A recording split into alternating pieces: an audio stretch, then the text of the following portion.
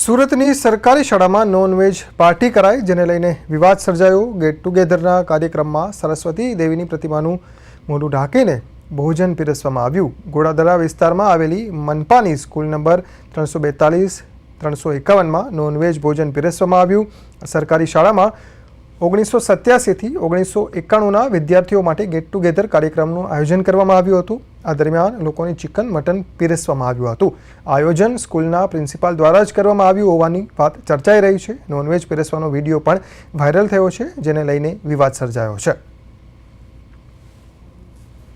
શાળા નંબર 342માં આ રીતે નોનવેજ પાર્ટી થઈ રહી છે અને એની વિડીયો ક્લિપ પણ મેં જોઈ।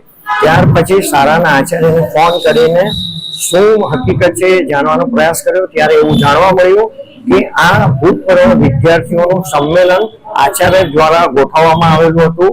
કોઈ પણ જાતની પરમિશન લીધા વગર આવી રીતે શાળામાં મને લાગે છે કે જે વિડીયો ક્લિપ હતી કે નોનવેજ પીરસાયેલું હતું એ ખૂબ જ ગંભીર બાબત છે અને આના પર ગંભીરતાથી લઈને આવતીકાલે નિરીક્ષકોની ટીમ મૂકીને એની તપાસ કરવામાં આવશે।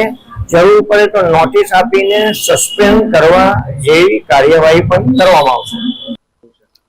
શિક્ષણ જગતમાં કોડિયું બળે તેવો ઘાટ ઘડાયો છે, કારણ કે સુરતમાં મહાનગરપાલિકાની એક શાળામાં જે પ્રકારના દ્રશ્યો સામે આવી રહ્યા છે તે ખૂબ ચોંકાવનારા છે। ખાસ કરીને જે રીતે સુરત મહાનગરપાલિકાની જે શાળા છે સરકારી, અને તેમાં 1991 અને 92ના જે વિદ્યાર્થીઓ છે તેઓના દ્વારા અહીં ગેટ ટુગેધર એટલે કે સુરત મહાનગરપાલિકાની આ શાળા નંબર 342 અને 351ની શાળામાં જે ગેટ ટુગેધરનો કાર્યક્રમ રાખવામાં આવ્યો હતો, ત્યારે જોઈ શકાય છે તે મુજબ કેટલાક વિદ્યાર્થીઓનો સ્નેહ મિલન અને જે ગેટ ટુગેધર જેવો કાર્યક્રમ હતો। પરંતુ મહત્વનું છે કે અહીં શિક્ષણના ધામમાં એટલે કે આ શાળામાં નોનવેજ પણ પીરસવામાં આવ્યું હતું। ત્યારે ખૂબ મહત્વનું છે કે આ રીતે જોઈ શકાય છે કે તે મુજબ વાસણા રસોડામાં જે છે તે જોવા મળી રહ્યા છે। પરંતુ જે શિક્ષાના ધામમાં એટલે કે આ રીતે શિક્ષણના જે ધામમાં નોનવેજ પીરસવાય તે ખરેખર ખૂબ શર્મજનક કહેવાય। અને જે રીતે નોનવેજ પીરસવાનો વિડીયો ફોટો પણ વાયરલ થયા છે, ત્યારે આ રીતે જોઈ શકાય છે કે શાળામાં અત્યારે રવિવાર છે, પરંતુ આ રીતે જે કાર્યક્રમ છે તે અહીં યોજવામાં આવ્યો હતો અને ગેટ ટુગેધર કાર્યક્રમ આ શાળાની અંદર ભૂતપૂર્વ જે વિદ્યાર્થીઓ છે તેઓનો દ્વારા રાખવામાં આવ્યો હતો। ત્યારે કહી શકાય કે સ્કૂલના પ્રિન્સિપાલ અથવા તો આયોજનમાં અનેક લોકો પણ અહીં ઉપસ્થિત હતા, એટલે ચોક્કસ પ્રિન્સિપાલ દ્વારા અહીં આવ્યા હતા, તેમને ખ્યાલ હતો।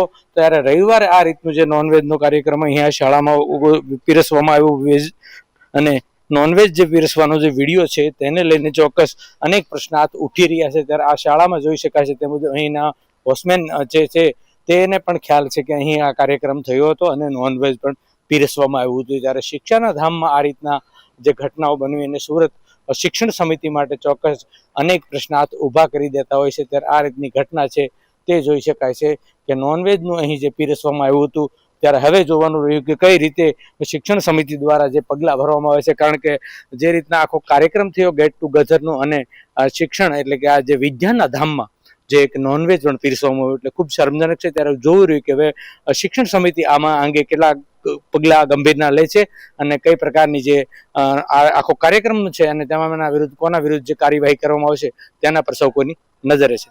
કેમેરામેન અજય કુમાર સાથે અરવિંદ રાઠોડ, પ્રદેશ 24, સુરત।